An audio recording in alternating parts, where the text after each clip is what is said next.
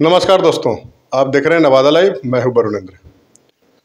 संविधान निर्माता बाबा साहब डॉक्टर भीमराव अंबेडकर 14 अप्रैल जो बीता उनकी 132वीं जयंती थी।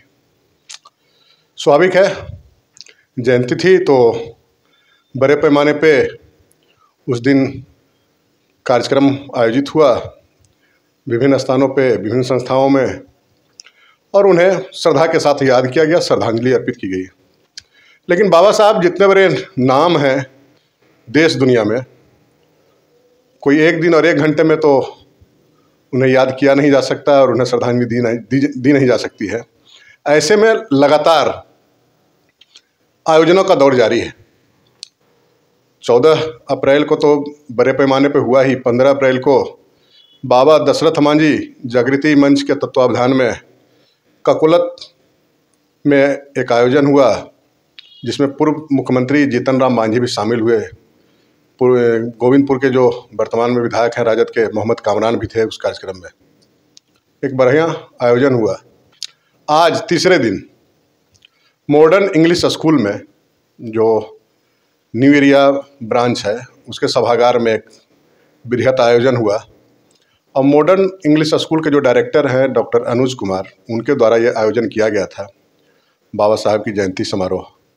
और उसमें विचार गोष्ठी का भी आयोजन था।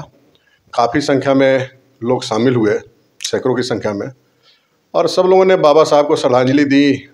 उनके विचारों, उनके व्यक्तित्व और कृतित्व पर घंटों चर्चा होती रही। कई एक वक्ताओं ने अपनी बातें रखी और बाबा साहब का जो इस देश के लिए योगदान है, बचपन में जो उनकी संघर्ष गाथा रही जीवन की, उसकी चर्चा लोगों ने किया। देश की आज़ादी के बाद जो उन्होंने संविधान का जो निर्माण हुआ, जो लोकतांत्रिक व्यवस्था पूरे देश दुनिया में, जो हमारा संविधान बहुत मजबूत माना जाता है, उसमें बाबा साहब की भूमिका पर चर्चा हुई। देश के कानून मंत्री रहते हुए उन्होंने क्या कुछ किया, उस पर चर्चा हुई। मोटा मोटी सार ये रहा कि सब लोगों ने माना कि बाबा साहब का व्यक्तित्व विराट था और उनके जो बताए हुए मार्ग है उस पर ही चलकर देश समाज का कल्याण संभव है। खास करके जो समाज पिछड़ा हुआ है, जो निचले तबके का है, हाशिए पर है, वो समाज को मुख्यधारा में बाबा साहब के विचारों से ही लाया जा सकता है, अपनाने से ही। तो डॉक्टर अनुज जी तो थे ही, अनिल कुमार जी ने संचालन किया, अजय कुशवाहा, कृष्ण कुमार प्रभाकर, संजय पासवान उर्फ DC, नारायण पासवान, ऐसे बहुत सारे, जितेंद्र मुखिया, महेश मुखिया, दर्जनों वक्ता जो है सो विस्तार से बाबा साहब के व्यक्तित्व कृतित्व पर चर्चा किया। तो कैसा रहा माहौल वहाँ का दोस्तों? चलिए, कुछ वीडियो फुटेज है, हम चाहते हैं कि आप देख लें। एक अपील अंत में कर देते हैं कि अगर अब तक आपने नवादा लाइव चैनल को सब्सक्राइब नहीं किया तो सब्सक्राइब कर लेंगे, बेल आइकन बजा लेंगे। वीडियो अच्छा लगा तो लाइक और शेयर जरूर करेंगे। मिलते हैं किसी नए वीडियो में, तब तक के लिए नमस्कार।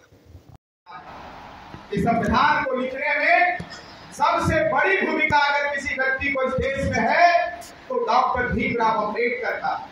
साथियों, निश्चित तौर पे आज संविधान से देश चल रहा है। आज संविधान इतना बढ़िया दुनिया का संविधान भारत का बना कि आज सबको आज जो अधिकार मिला हुआ है, गरिमापूर्ण जो जीवन व्यक्ति व्यतीत कर रहा है, मानवीय अधिकार जो मिले हैं वो संविधान के बदौलत मिले हैं। इसमें बाबा साहब भीमराव अंबेडकर का बहुत बड़ा योगदान है साथियों।